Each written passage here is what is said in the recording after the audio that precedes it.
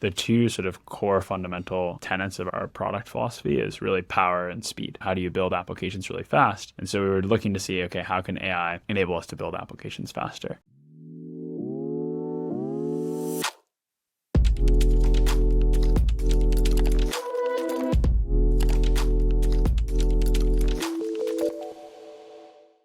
Welcome to Building with AI, a show where we host conversations with world-class business leaders in AI to uncover tactical advice that helps you build and scale better AI products.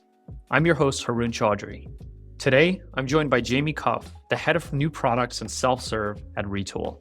Previously, Jamie was the co-founder of Cheer, which Retool then acquired. During the episode, Jamie welcomes his colleague, David Dworsky, to join him in introducing Retool AI, a new product they developed together. They discuss how to identify the need for AI in Retool, explain how they divided AI's applications into two key areas at Retool, and much more. Before we dig in, here's a quick word from our sponsor. Today's episode is brought to you by Autoblocks, the AI optimization platform product teams use to create world-class AI experiences. So, you just launched V0 of your AI feature or product. What's next? Autoblocks unlocks an intuitive yet powerful optimization workflow that helps you continuously understand, improve, differentiate your AI-powered products. Understand how your users interact with your product by connecting user activity to what's happening under the hood of your application. Improve your product thoughtfully and iteratively. Integrate testing of your AI products into your CI workflow and run A/B tests to see what changes are driving great user outcomes. Differentiate your AI products with powerful fine-tuning workflow that lets you turn product usage data into training data. Get started with Autoblocks for free at autoblocks.ai. Now, back to the episode. All right, Jamie, David, great to have you on the show. Thanks for having us. Great to be here. I'm super excited to dig into Retool AI. There was a big splash that y'all made a couple weeks ago, and disclaimer, we use Retool at Autoblocks. Really like it, really enjoy it. So Jamie, David, do you mind introducing yourself to the audience? I'm Jamie. I work on our new products and self-serve here at Retool, and now most recently working a little bit with David on how do we bring AI to our full application suite. Yeah, my name is David. I work on the product team here at Retool, focusing on AI. So over the past few months, I've been focused on getting AI into the product to help you build applications faster, as well as getting a lot of the AI primitives into the product to allow you to build custom apps and workflows. Fully focused on AI and moving the ship forward to allow people to build with power and speed much more effectively. I haven't toyed around with the AI functionality just yet, but very excited to try that out. Do you mind giving a quick background on what Retool is, the jobs to be done that it helps folks solve, what the product exactly does? Retool is basically a fast way to build internal tools. And what we do is basically make it easy to build any front end on top of your existing data sources. So things like customer support, operations dashboards, admin panels. Those are the sort of common use cases for Retool. But really, we allow you to build any type of software, be that web front ends, all the way through to native mobile applications for field teams, all the way through to our workflows product, which is really more of a back-end automation builder, ETL, notifications, alerting, cron jobs, even into data storage with the database product. And so the AI stuff that we're launching really works across all of that to provide a lot of AI automation features. I'm curious what the conversations were that led to the idea for giving it a go and prototyping what those features might look like. When did they start? What did they look like? And how did you get to where you are now? We definitely knew that AI was going to impact a lot of our customers, and we're trying to think about what are the ways in which it will do that sort of in the near term. And we really sort of landed on two distinct buckets. The first one is helping people actually build faster in Retool. So using AI to maybe generate SQL queries or GraphQL queries or generate JavaScript or Python code much faster, as well as actually generating the user interface itself. So maybe describing an application, describing a workflow, and actually having that be generated by AI. So that's one bucket that we've invested fairly heavily in. It's really cool to see somebody who maybe isn't an expert in JavaScript or SQL be able to actually get an app into production using AI to actually sort of write that business logic. And then the second bucket is actually using AI to build very bespoke processes for your own business. For example, if you're an insurance company and you're trying to match a policy with a claim, or you're a fintech company and trying to detect fraud, how do you actually use AI models to do that? And so we've built a lot of building blocks to help people build their own apps and workflows. So those are the two buckets that we initially explored. the two sort of core fundamental tenets of our product philosophy is really power and speed. And so the first one around how do you build applications really fast, that's really all about speed. And so we were looking to see, okay, how can AI enable us to build applications faster? And what we did was what a lot of companies did to begin with, which was just like, how do you go from natural language to SQL? And that was like useful. And we learned a lot about AI through that. For example, we learned a lot about how important completion rates are, getting people all the way through to successfully accepting and running a query against that SQL query that's been generated. That was like the North Star that we found has been most successful in predicting value people will be getting from our features. So we really focused on getting those completion rates super high for SQL. We moved on to do JS debugging and stuff like that. But the holy grail for us was really, how do you build a visual copilot that can build apps alongside you? And so that's something we're still working on right now. I think the story behind the power portion was really started at a hackathon internally. And so we want to just open up, making it easy to call OpenAI prompts inside of OpenAI's models inside of Retool. And once we did that, people started to do pretty amazing things. Everything from knowledge search to support automation, through writing outbound copy, to trying to filter our logs to find the root cause of incidents faster. It was really amazing to see what everyone did. And then we really wanted to figure out, how do we productize more of that? Maybe David, actually, you can probably tell even better than I can about how we went with the support automation use case and thinking about how that turned into a product. So we started building a bunch of Python scripts to automate a bunch of these tasks internally, whether it's responding to support tickets or finding the incident among a large file of logs. And we realized that one engineer or two engineers were maintaining these scripts, and they were using a lot of AI-specific primitives that maybe not everybody else understood. And so they were the only ones who could effectively update the scripts. And we realized that it was a very similar pattern to the core Retool product, where we try and abstract a lot of these building blocks that are common among companies to build these internal operational tools. And so we said, hey, why can't we do the same thing for AI? And so we looked at a lot of the primitives there, and it was having the LLM models, having the connections to all your data sources, which we already have, having a built-in vector database, and a few other things. And we packaged that up into Retool AI. And so now we have a lot of the scripts that we used to write in thousands of lines of Python. They're actually just Retool apps and Retool workflows now. And so those support bots, et cetera, are all living inside of Retool using Retool native primitives. So that was a really exciting project that we built pretty quickly over the last few months. Awesome. And it makes a ton of sense. I feel like you're uniquely positioned, given the type of tool that Retool is, to really create a lot of fodder for creating a lot of really interesting use cases and applications internally as well. And was there any other application that stood out, or what was maybe like a fun or quirky thing that somebody built using some of those building blocks? Yeah, Jamie, I can give a sales use case. One that is near and dear to my heart is updating Salesforce is a known pain for a lot of account executives. And after every call, they have to go into Salesforce and update these fields. For companies have different frameworks, MEDPIC or BANT, right, where you have to fill in all these fields in great detail. And we built a Retool workflow that just takes in the transcript from Gong, summarizes it according to a prompt, and then actually automatically fills out all those fields in Salesforce. The rep can then go in and they can edit them. There is manual oversight, but now reps are saving a lot of time through sort of auto-populating those fields. So that was one fun use case. And before Retool AI, the account executives would never have been able to build that script themselves. With Retool AI, they can do it really quickly. They just log into Retool workflows, create a quick workflow, write their prompt. It's already connected to Salesforce, and they're sort of off to the races. They were able to build that workflow in just a few hours.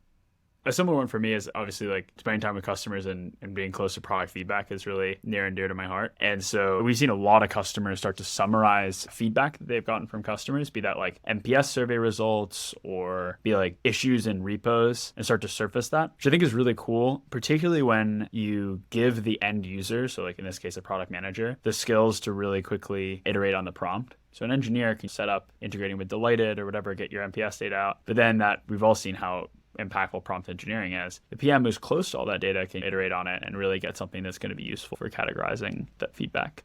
I think the big question, though, is really about how do you get to super high ROI use cases? Obviously, like the summarization or even like the MEDPIC stuff, there's some contract work that might have been had to be done or manual work that might have been had to have done before. But I think what the industry is really trending towards right now is like, how can we find massively valuable use cases and get them into production? And we're thinking about most now is on the support side, support automation has clearly been a really obvious one for us. I think that there will be a lot more also as we dig more into sort of data extraction use cases in larger enterprises as well. So that's fun things that we're seeing, but also some of the things that we think are going to be most impactful to our business.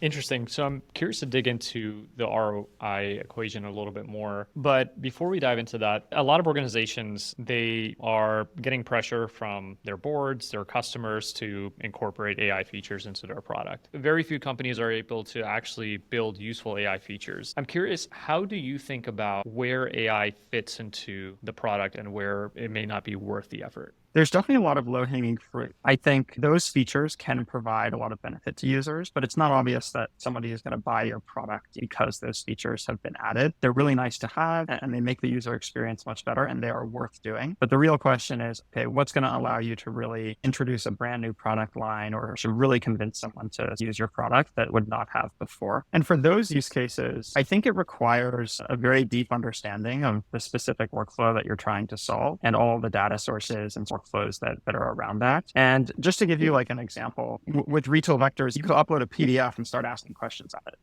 Is that super high ROI? It depends, right?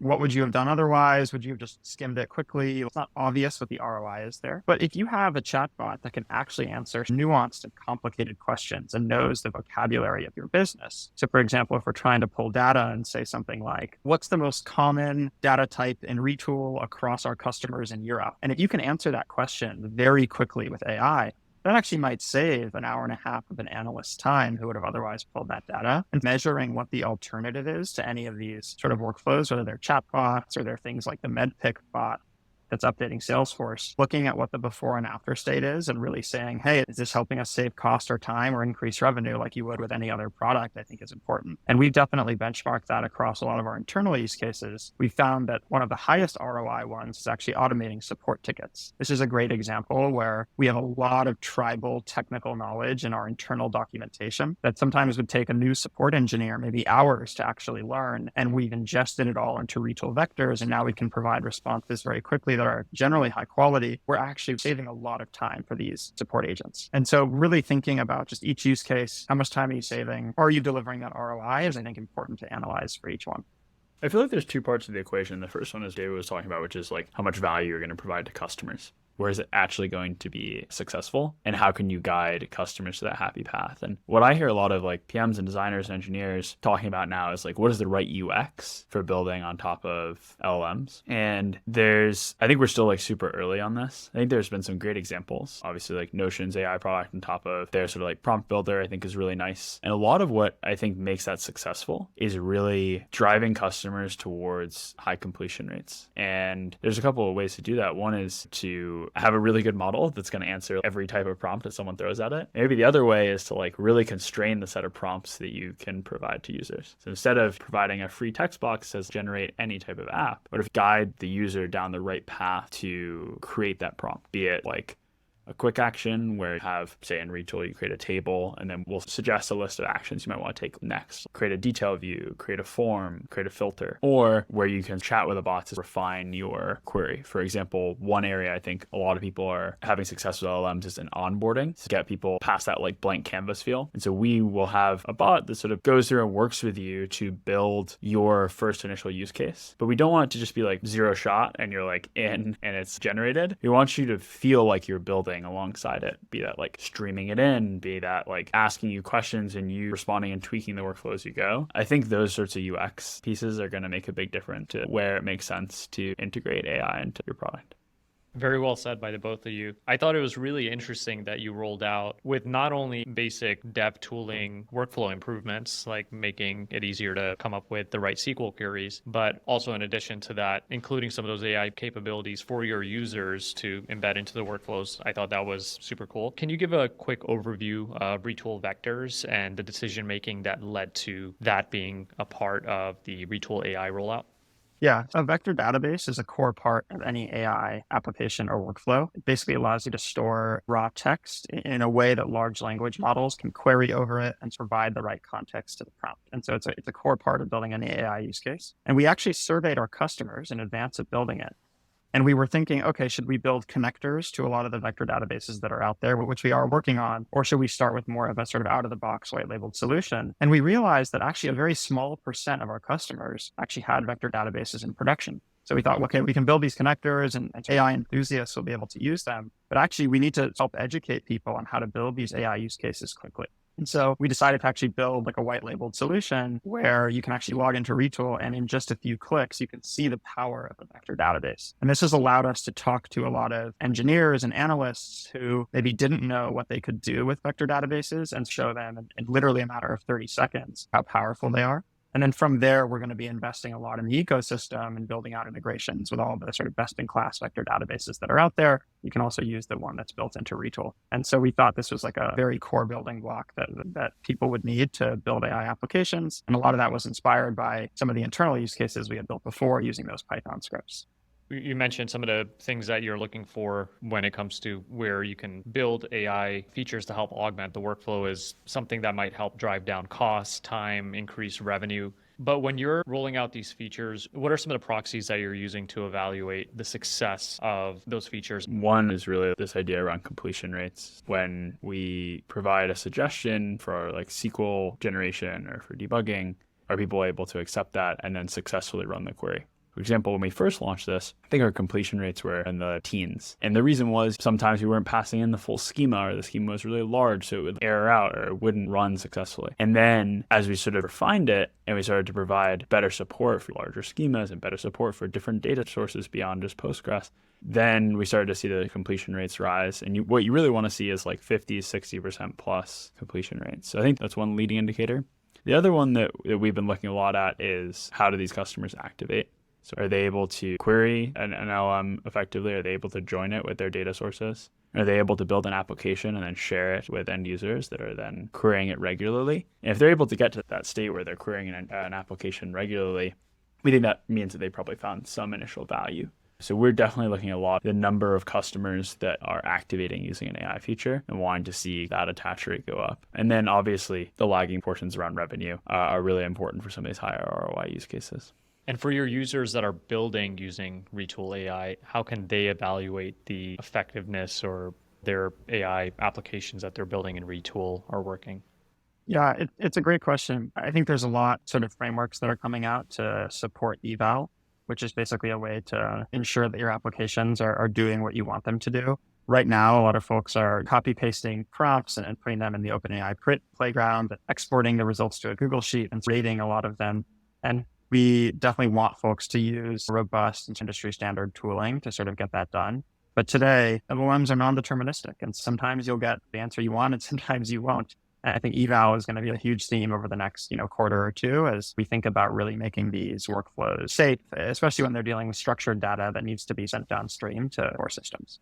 That makes sense. When you're building the prototype for Retool AI, what types of tools are you using to iterate on the different prompts, models that you're trying out? There's definitely a lot of open source tools out there, the LangChain and Llama indexes of the world. And a lot of them now are launching either libraries or even products that help with eval as well.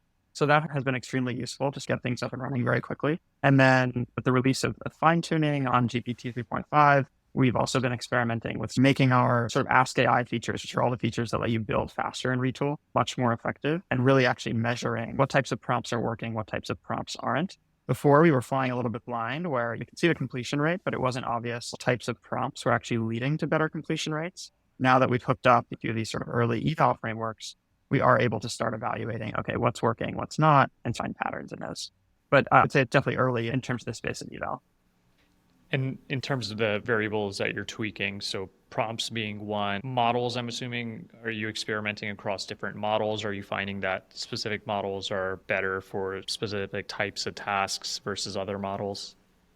We're mostly using OpenAI's models today, and we are largely using GPT-4 and GPT 3.5 than that, and obviously the Ada models for embedding. We have started looking at using Llama 2 largely for our larger enterprise customers that want to self-host their models. We've just found that to be like an interesting barrier to adoption. Data security is definitely one of the top things that our customers are concerned about. So we are looking at doing that as well. Outside of that, we integrate with Azure's version of OpenAI 2, which has assuaged some of those concerns for some customers. And then we're also looking at Anthropic and a few others.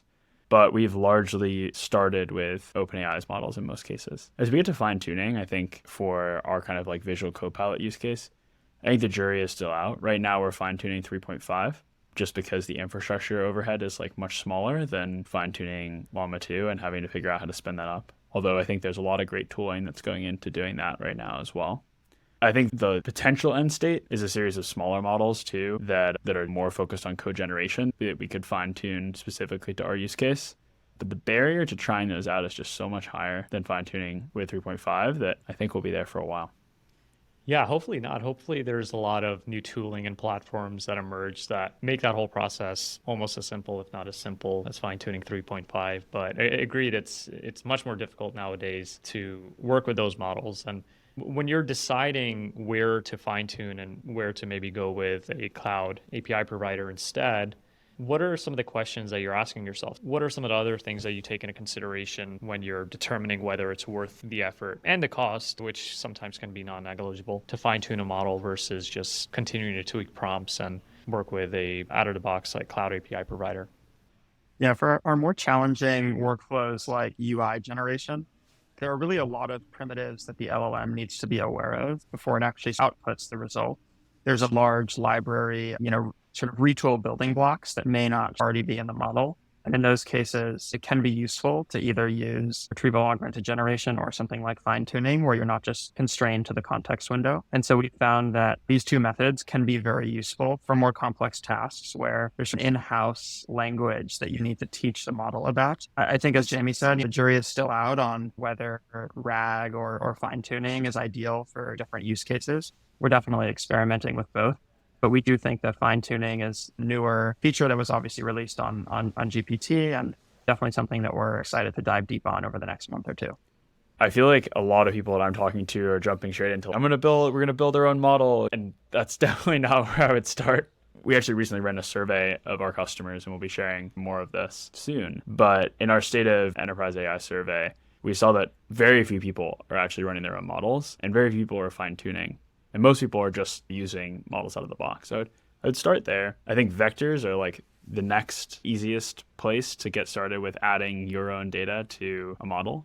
And then if that doesn't work, say you need even more context or the model just isn't really picking up your examples well, then fine-tuning is what we moved on to. And then only then, if all those things don't work, moving over to building your own model can make a lot of sense. Depends on your business. There's a lot of foundational model companies or companies that are trying to build a defensibility into their models. But I think for a lot of people, you can get really far with vector databases before you even need to think about fine-tuning, and certainly before you need to think about building your own. Are you doing any A/B testing as well? We're obviously seeing a lot of progress in the space and it's difficult to do robust A/B testing without robust evaluators, but curious if you're doing any of that internally right now. We have done some A/B testing with some of the more internal-facing workflows. So, for example, with our support bot, we have swapped in the different models, and we feel that we can just move a lot faster with internal-facing use cases. We can change prompts, we can change models, and if the output degrades a little bit, it's a little bit more okay because it's internal-facing. For our customer-facing features, we're a little bit slower in terms of experimenting there. We've just been really relying on OpenAI and some more simple out-of-the-box prompts to help people with code and SQL generation.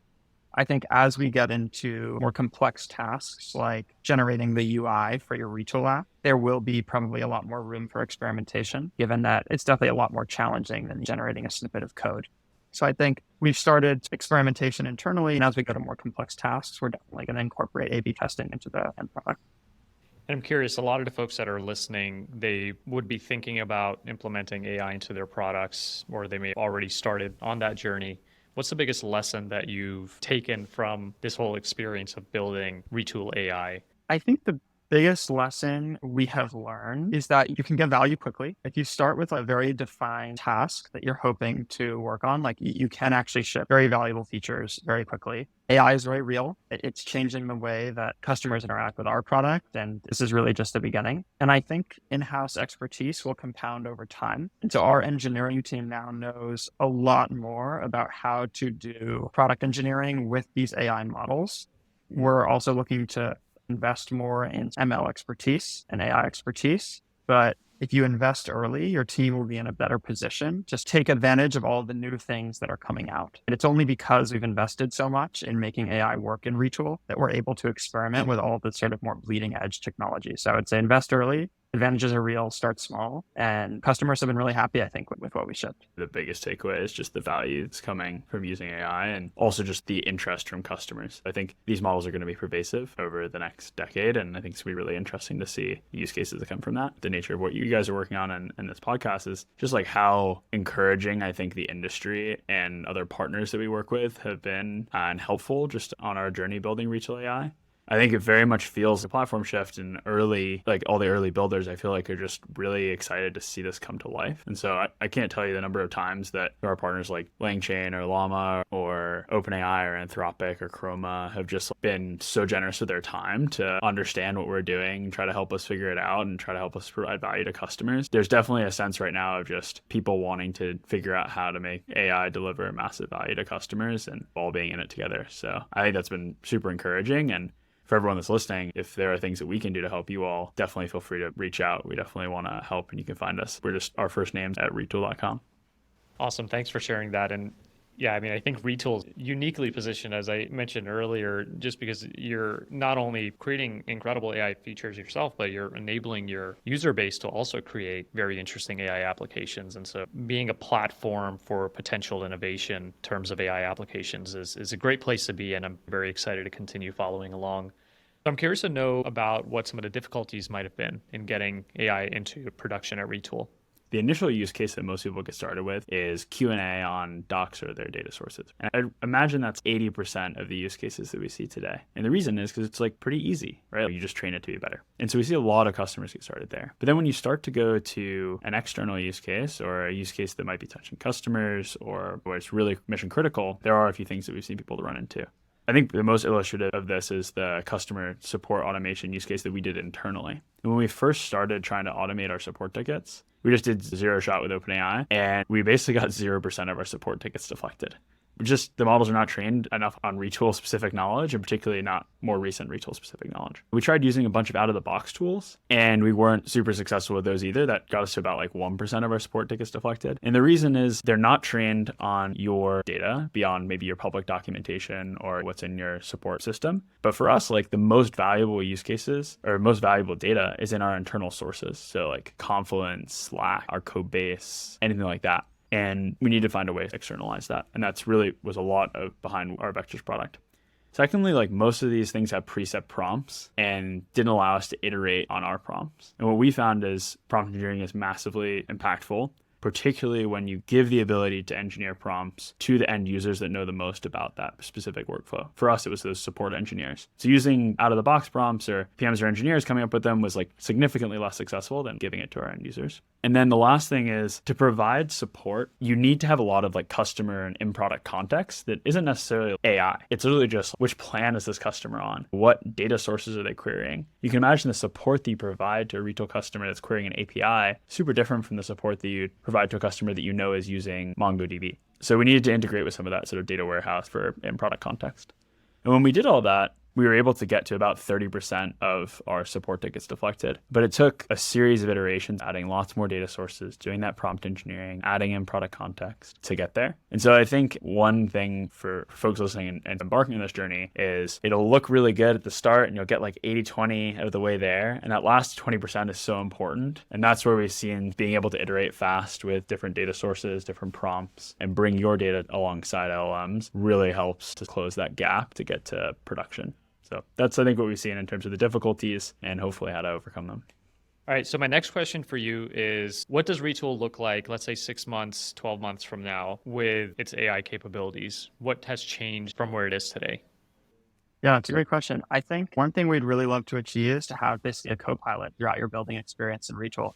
So whether you're building an app, a workflow, or even just a simple query, you should feel like there is this sort of magical assistant that is helping guide you to the end state, but that you still have full control. And getting that back and forth, I think, is the challenging part. You don't want the assistant to do too much for you or make too many assumptions, right? You want it to do the right next actions as you're building a UI or as you're building a workflow. And getting that into the product and sort of the right sort of UX is something that we're really excited to tackle.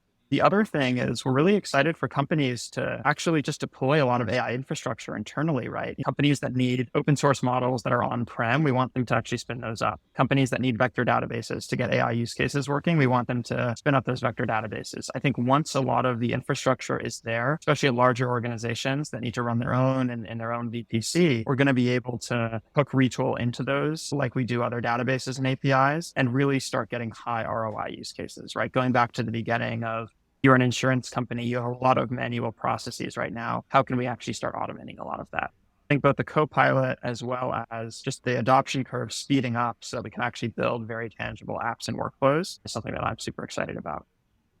Yeah, I think if you look at what is even on our staging instance right now internally, Retool is just going to look so different from where it has been a year ago. And I think the reason is our whole mission is helping you build software fast. And AI is just going to massively accelerate that. It'll continue to be a toolkit alongside writing code and alongside visual programming. I don't think any of those things are going away. If we can figure out how to marry those things, I think it could be an accelerator that lets us skip 10 years ahead in our vision in the next year or so. So that's why we're so excited about it. And that's why we're spending so much time in that area. And I think we're very much just at the start of that. The other area that I'm particularly excited about is just seeing the use cases that our customers are coming to us with. It starts off usually with something quite small, right?